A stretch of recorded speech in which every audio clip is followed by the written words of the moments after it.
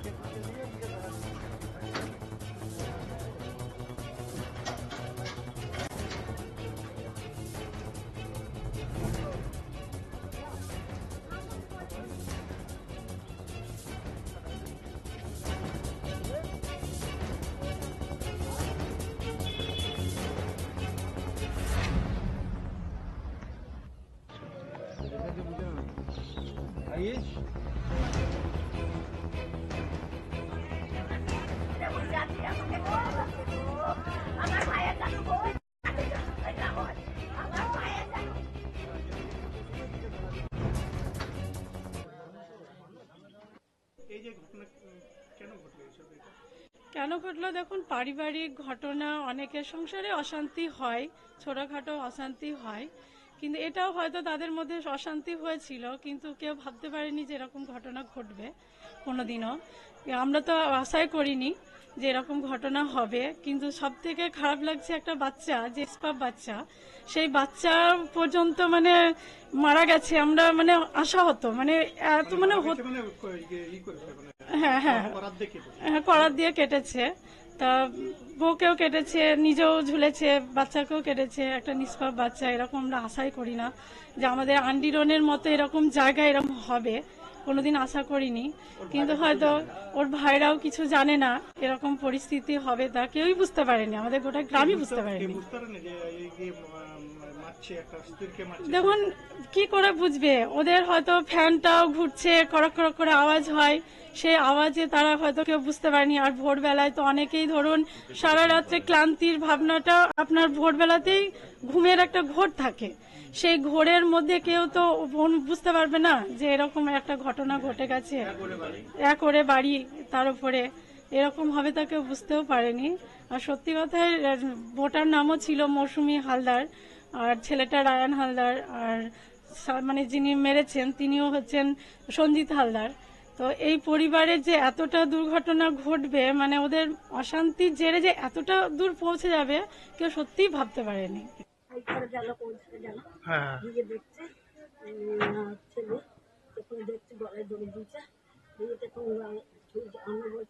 বাবা কি করছিস? বাবা দেখুন কথা বলছে না, এই তখন দেখছি গলায় দড়ি দিয়ে বলছি, দেখুন আমার ছেলে বিলকে ডাকছে, কে কোথায় আছে রে বাবা? এটা ভাই গলায় দড়ি দিচ্ছে রে। আর আপনার বোমা তখন নিচে পড়েছিল সব, বৌমা তখন চোখের ওপর ছিল, বোমা চোখে পড়ে তখন ওই রক্তাক্ত অবস্থায় ছিল। হ্যাঁ। আর ছেলেটা আপনার নাতি বাবা আর নাতিটা ঘর খোলার পর দেখা গেছিল। ঘর খুলবে সবাই যখন ঘর খুলবে। এরকম ঘটনা করলে কেন হলো এটা আপনাদের?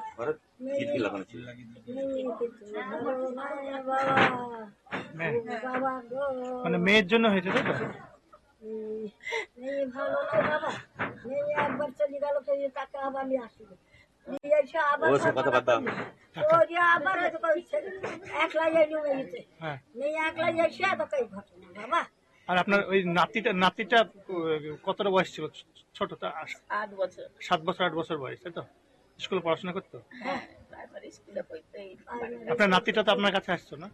ও 2 মাস তৈরি খাওয়াইলো পড়াইলো গো, আমাদের বাড়িতে থেকে ভাত তরকারি লিয়ে আমার মা এই পিছনে পিছনে করে ঘুরে ঘুরে নিয়ে আপনার বেড়াইতো। কটা ছেলে?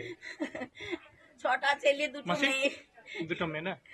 এটা ছোট ছেলে, তাই তো? এটা আমার এই ছোট আমার কত কি করতো আদরে। আপনার ছেলে? কি আপনার ভাই কি করতো? যা পেতো তাই করতো বাবা। ও প্যান্ডেলে করতো, রাজমিস্ত্রি কাজ করতো, সব করতো। ও যা পেয়েছে তাই করেছে, কোনোদিন বসে থেকেছে। ওই অবস্থা মানে এলাকায় তো শোনা যাচ্ছে কোনো নেশা ভান করতো না। না, নেশা টেশা কিছু করেনি গো। খুব ভালো ও ছেলে খুব ছিল, ভালো কিন্তু ছেলে ছিল।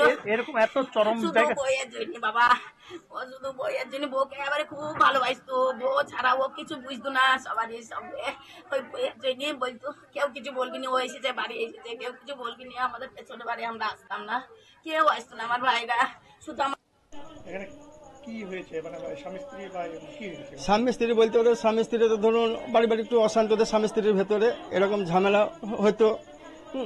হয়ে পর ভোরবেলায় ভোরবেলায় উঠে আমরা যে মাছ ধরতে যাব এরকম উঠছি, তা সবাই কান্নাকান্নি করছি, ওদের বাড়ির লোক আমরা সব আশেপাশে চেঁচাচেঁচি হয়েছে। এসে দেখলাম যে পুলিশ এলো, এসে ঘর খোলাই ছিল, এসে ওর স্ত্রী মারা গেছে, গলাটা কাটা গেছে, ছেলেটার গলাটা কাটা গেছে। উনি যে মেরেছে ওর স্বামী, সে গলায় দড়ি দিয়ে ঝুলছে। কেন ঘটলো এটা? কেন ঘটলো? বাড়ি বাড়ি সে অশান্ত, তো আমরা তো সব জানি না। ধরুন বাচ্চাটা কি করলো? বাচ্চাটা কি করবে? বাচ্চাটা কিছু করেনি, বাচ্চাটা নিষ্পাপ বাচ্চা, কেউ বুঝতে পারেনি? কেউ বুঝতে পারেনি। ভোরকার ঘটনা, ধরুন ঠান্ডা আবহাওয়া পেয়েছে, ধরুন তাই ধরুন সবাই ঘুমিয়ে গিয়েছে। আর আপন আর মেন কথা হচ্ছে ফ্যানটা হচ্ছে ওদের খারাপ, ফ্যানটা খাড় করে আওয়াজ হয়, কে কাউকে চাচালি শুনতে পাবে না। মানে কি করতো ছেলেটা? কি করতো? ছেলেটা প্যান্ডেলে কাজ ফাজ করতো, রাজমিস্ত্রির কাজ করতো। ছেলেটা যা পেতো তাই করতো। কোনো নেশা ভান করতো না? না, কোনো নেশা ভাঙ করতো না। আপনার নাম? আমার নাম মঙ্গল হালদার। বাড়ি